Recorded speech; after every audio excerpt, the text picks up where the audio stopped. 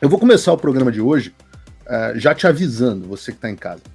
O que a gente vai falar hoje aqui vai parecer teoria da conspiração, vai parecer maluquice, vai parecer que eu devia estar usando um chapéu de alumínio, mas não é, e eu vou te mostrar com dados.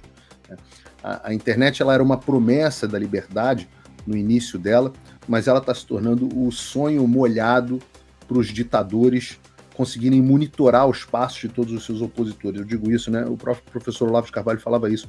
Olha, o Gengis Khan, o Stalin, eles jamais iam poder sonhar com o poder que uma figura como o Alexandre de Moraes tem, a Polícia Federal tem, o Joe Biden tem, o George Soros tem, os chineses têm, de espionar cada detalhe da sua vida.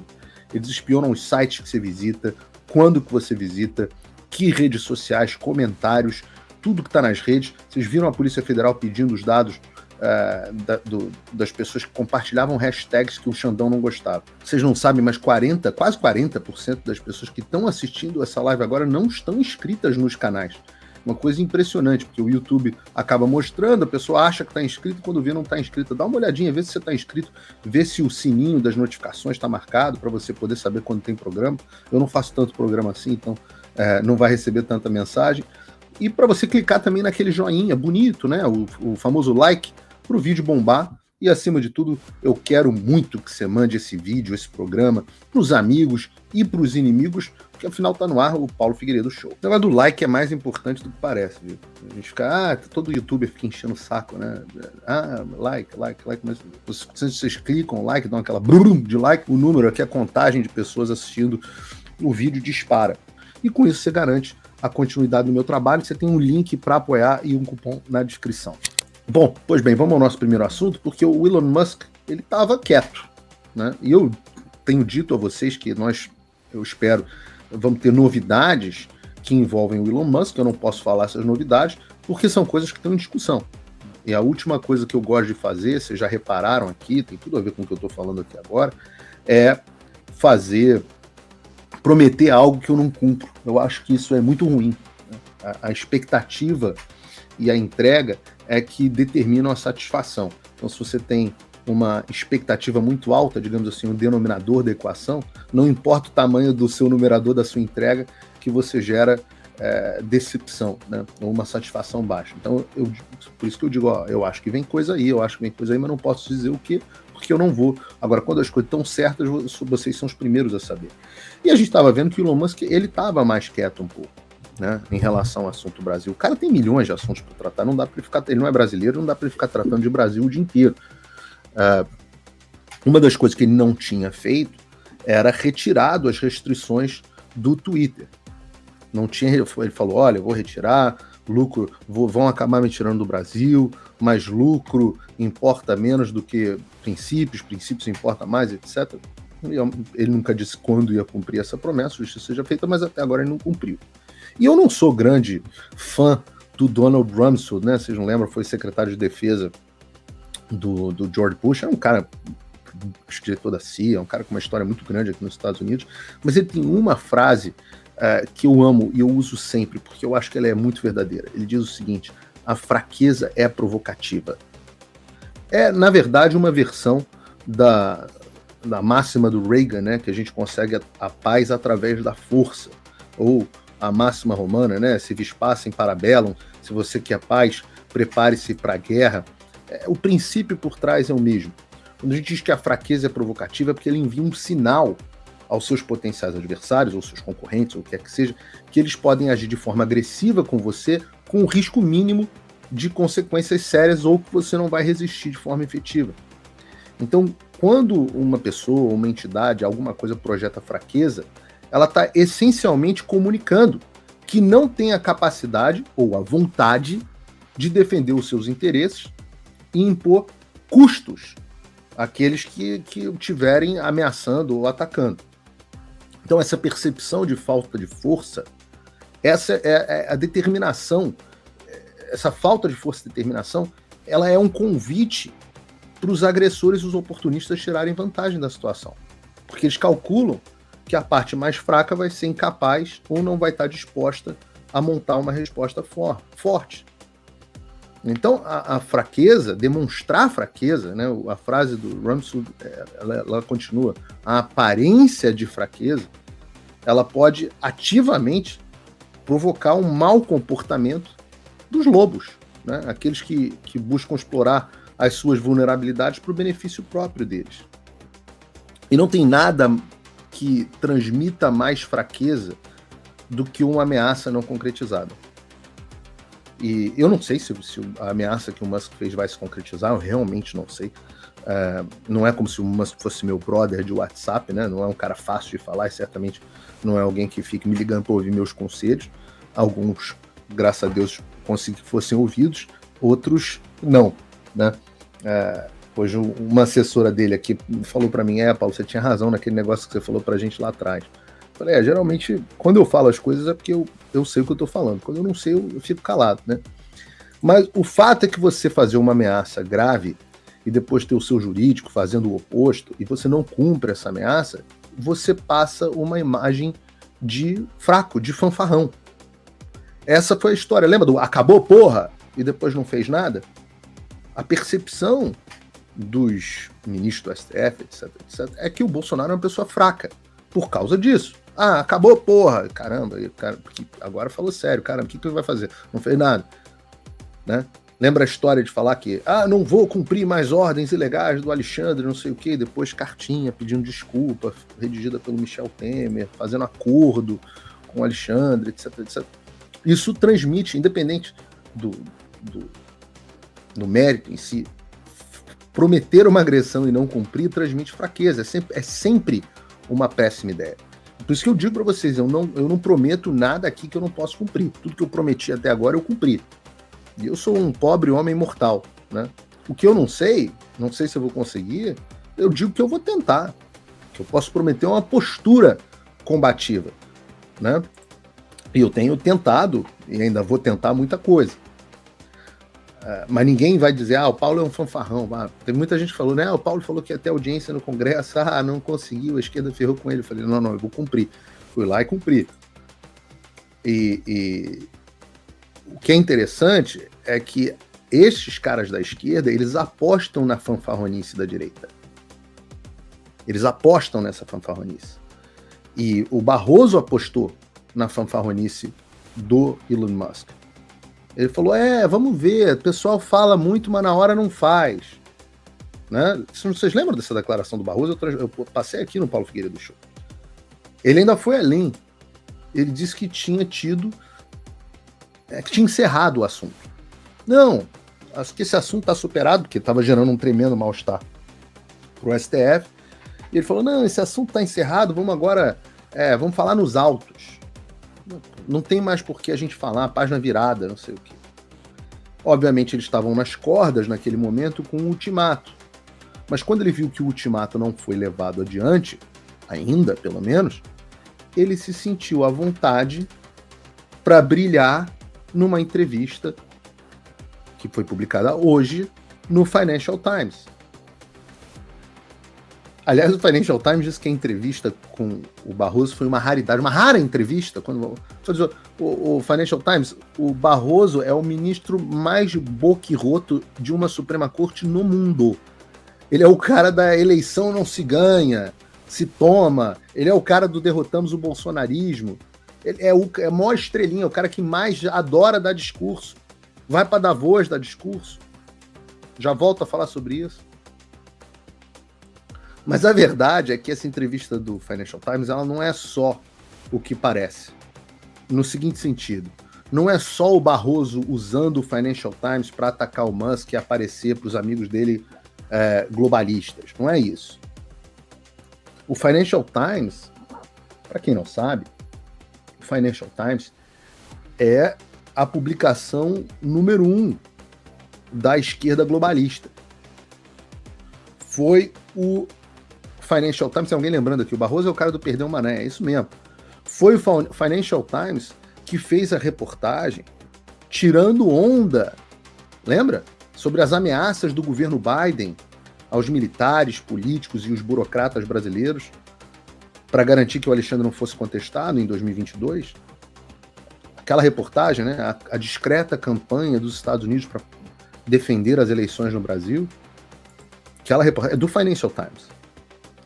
É um porta-voz da esquerda globalista. E o Barroso, ele é exatamente da mesma turma. Não só essa entrevista foi dada numa reunião globalista de ministro do STF, como esse ano o Barroso era o homem mais importante do Brasil em Davos, no Fórum Econômico Mundial, com o Klaus Schwab lá. E se você não sabe quem é Klaus Schwab, não sabe o que é Fórum Econômico Mundial, não sabe o que é Davos, por que isso importa, qual o papel disso no mundo, eu recomendo muito que você faça o meu curso O Fim da América e do Mundo Como Conhecemos, porque tem um módulo inteiro explicando isso. Aliás, aproveito para dizer que as inscrições se encerram em 48 horas e o link está na descrição com 30% de desconto. Mas quando eu digo que isso não é o que parece, é porque não é o Barroso usando o Financial Times para atacar o Elon Musk. É o Financial Times, ou pelo menos não é só isso. Majoritariamente, é o Financial Times e a elite global utilizando o Barroso para atacar o Elon Musk. Tanto que o foco da entrevista é a questão global. E a gente pode ver a entrevista aqui, eu vou ler com vocês, pelo menos parcialmente, a entrevista. Lembrando que ela está na íntegra publicada no paulofigueiredoshow.com para os meus apoiadores. Então, se vocês quiserem entrar aqui no site, podem assistir, podem ler, os meus apoiadores podem ler a entrevista como inteiro. Se você não é meu apoiador, você pode ser meu apoiador muito facilmente. Mas está aqui, ó. Financial Times, Barroso rebate Elon Musk após decisões sobre o ex-Twitter. Eis a íntegra. Aí está aqui, o presidente do STF do Brasil criticou Elon Musk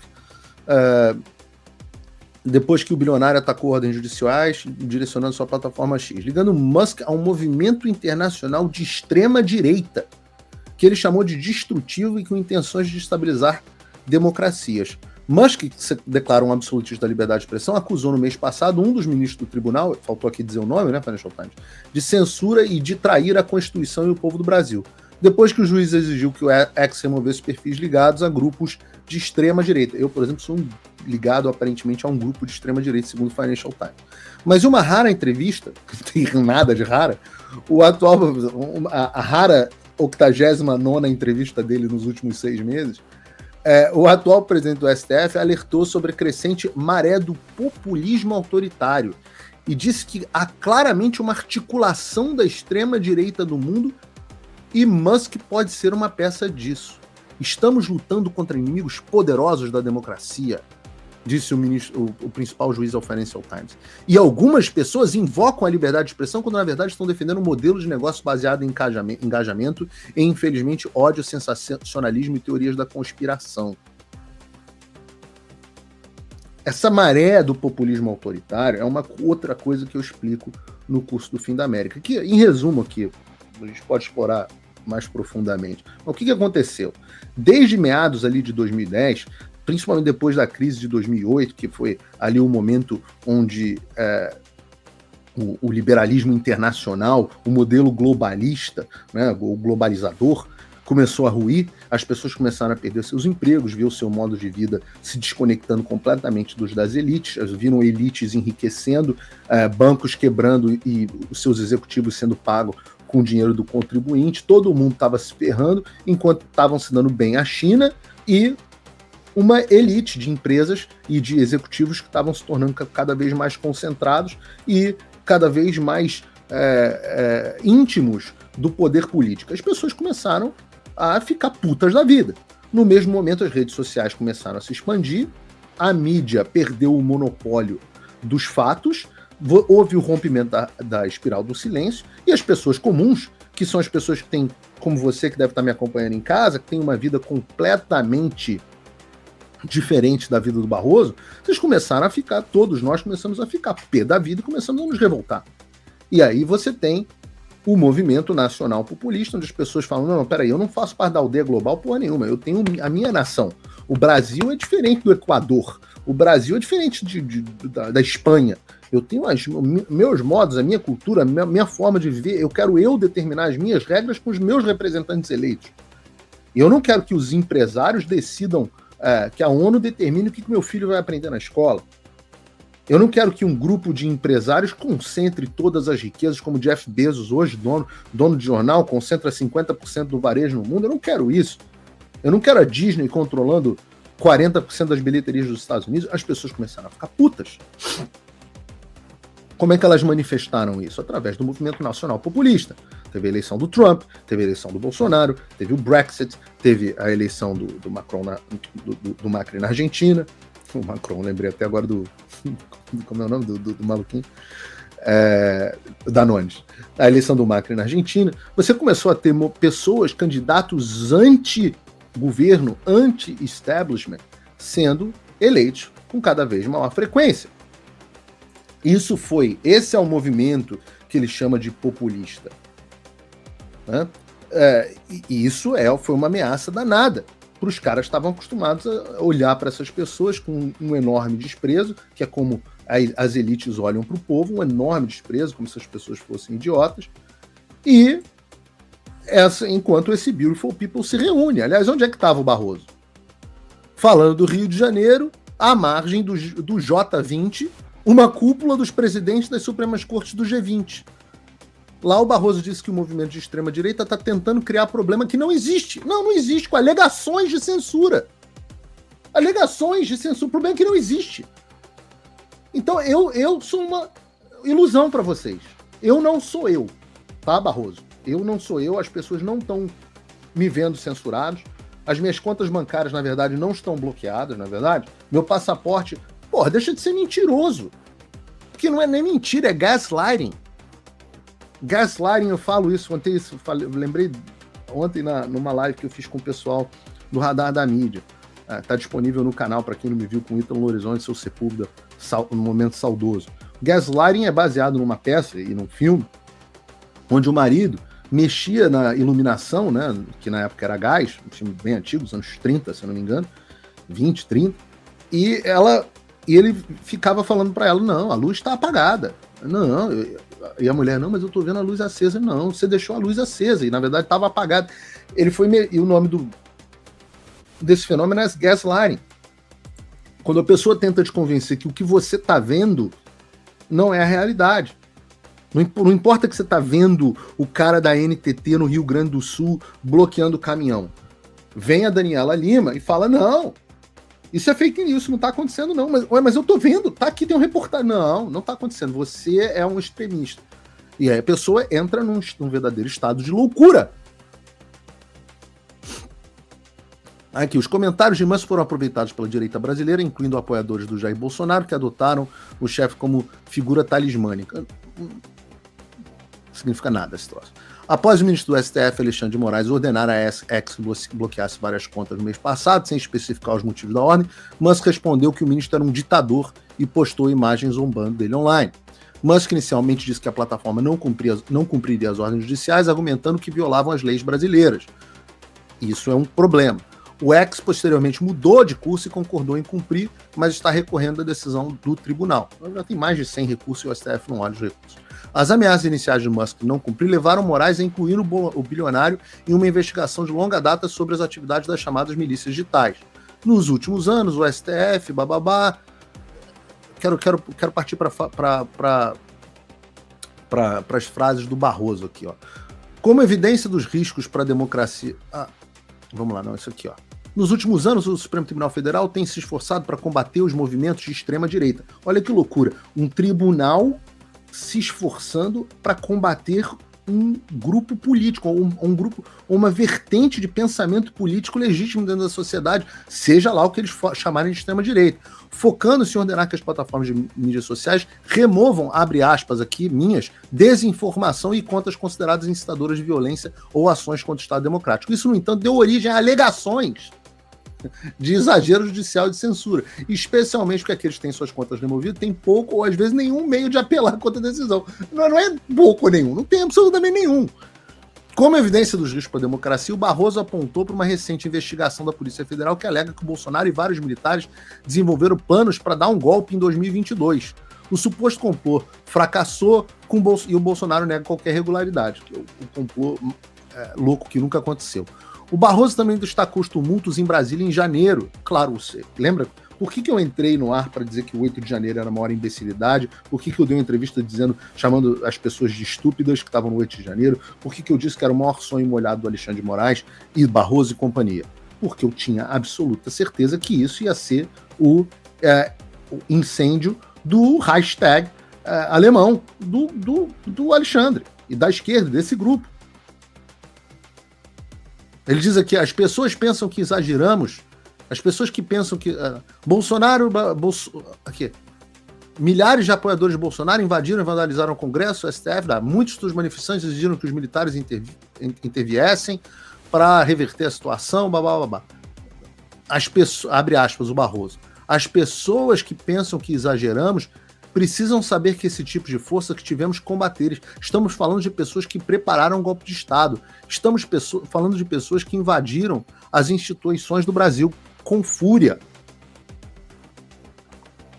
E até hoje a gente não sabe direito quem são essas pessoas. A gente sabe que tinha um bando de inocente útil. Quando eu falo aqui, muitas vezes, muita gente não pega a referência do incêndio do hashtag, né?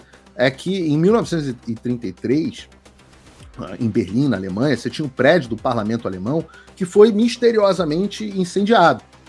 O Hitler tinha acabado, pouco tempo antes, acho que semanas antes, o Hitler tinha acabado de ser eleito o chanceler da Alemanha. E aí ele aproveita esse incidente para fazer justamente a consolidação do poder. Ele diz que o incêndio foi o início de uma revolta comunista, era um golpe, tentativa de golpe. Hoje quase todos os historiadores dizem que foram os nazistas que plantaram esse tipo de coisa, mas na época ninguém dizia isso, eles dominavam a narrativa, o Goebbels lá já devia estar começando, não sei se já tinha começado não, acho que não, mas a parte da propaganda nazista e tudo mais.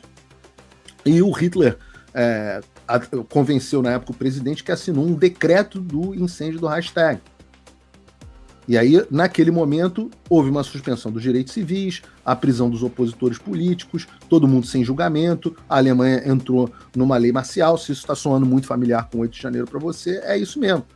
Passaram algumas semanas, todos os opositores e oponentes políticos foram presos, e aí o Hitler conseguiu passar a famosa lei da concessão dos plenos poderes, que dava a ele o poder absoluto de promulgar leis sem aprovação do parlamento. Tá soando familiar para você? Tipo um presidente do TSE que aprova uma regra canetada para as redes sociais ele mesmo? Tá soando familiar? Isso é a coisa mais velha do mundo. Então os ativistas da liberdade, olha, continua a reportagem. Ativistas da liberdade de expressão levantaram preocupações de que as demandas do STF para remover o conteúdo continuaram muito além do ciclo eleitoral 2022. Ou seja, estavam protegendo as eleições de 2022 e a gente está em 2024 e as regras estão valendo ainda.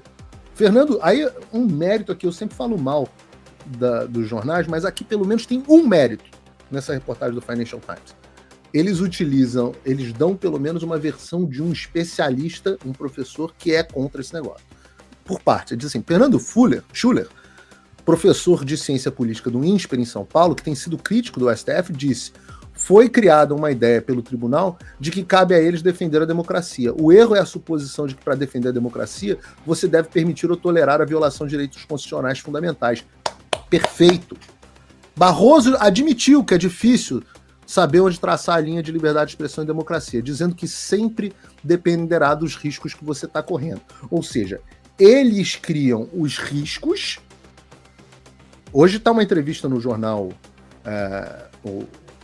não sei onde é que foi a entrevista, eu li no Twitter da Mônica Bergamo, então não sei se é verdade, porque saiu da boca da Mônica Bergamo, mas vocês devem ter visto, o Lula dizendo que vai viver, que já conversou com o Capeta, que estava apontando bananeira, que vai viver mais não sei quanto, vai viver mais 100 anos e vai disputar mais não sei quantas eleições. Isso, se fosse dito pelo Bolsonaro, era: meu Deus, olha o risco, a democracia, Caramba, e agora? Mas como foi dito pelo Lula, tá tudo certo. Eu perguntei até o tweet da Mônica Bergamo, que ela não vai ler porque não deve usar VPN, mas eu perguntei lá no tweet dela, falei, e aí, Mônica, tá feliz? Você trabalhou duro para conseguir que isso acontecesse.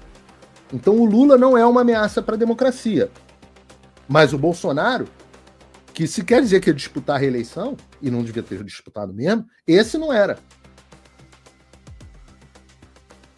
Mas fiquem tranquilos, porque apesar de ser difícil traçar essa linha entre a liberdade de expressão e os ataques da democracia, o Barroso tem essa capacidade, porque ele é iluminado. Então fica tranquilo, confia no Barroso.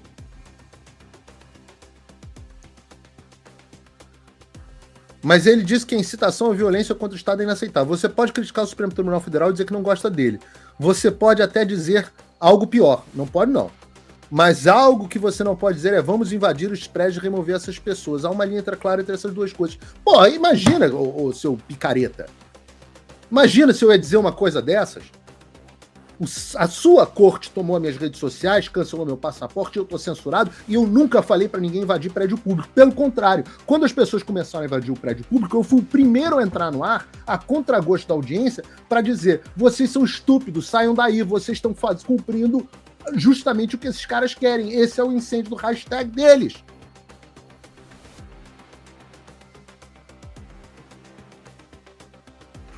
A coisa boa dessa entrevista do Barroso é que ela joga de novo a história do Elon Musk. E ele joga o Elon Musk de novo na arena, e eu digo a vocês que hoje o Elon Musk recebeu essa reportagem pela manhã, logo pela manhã, e tomara que ele responda. Mas também isso torna o Brasil de novo assunto no mundo. A censura do Brasil passa a ser assunto de novo. Então vocês lembram que o Barroso queria enterrar essa história? Aí vem a vaidade dele, junto ao Beautiful People, a sensação de que agora estava tranquilo, porque o Musk tinha recuado, a certeza de que o Musk estava de fanfarra, para ele trazer de novo, mas ele acaba escorregando na própria armadilha de trazer esse assunto de novo para o debate global. Né? Agora, de fato, uma coisa eu concordo com o Barroso, a gente tem que procurar os pontos de convergência. Eu não tenho muitos pontos de convergência com o Barroso, mas eu concordo com ele que existe uma aliança extremista internacional. Só que não é uma aliança extremista de extrema direita. É uma aliança extremista de extrema esquerda, com direito a financiamento de bilionários com essa pauta da censura. E eu vou mostrar isso. Mas eu, pobrezinho, eu já não conto com o financiamento dos bilionários. Pelo contrário. Eu enfrento perseguição, essa censura que o Barroso diz que não existe. Perseguição financeira. Eu pergunto, Barroso, você sobreviveria quanto tempo com as suas contas bancárias bloqueadas e impedidos de exercer sua profissão? Eu continuo aqui, contra tudo e contra todos, te enchendo o saco. E isso é graças a quem? É graças aos meus apoiadores. É graças a quem banca o Paulo Figueiredo Show e todo o meu trabalho. É graças a você que está me assistindo. Não você que está assistindo e só curtiu e tudo mais. Não, você que está assistindo e entrou no meu site e se tornou meu apoiador. E eu faço esse apelo honesto para que você se torne meu apoiador.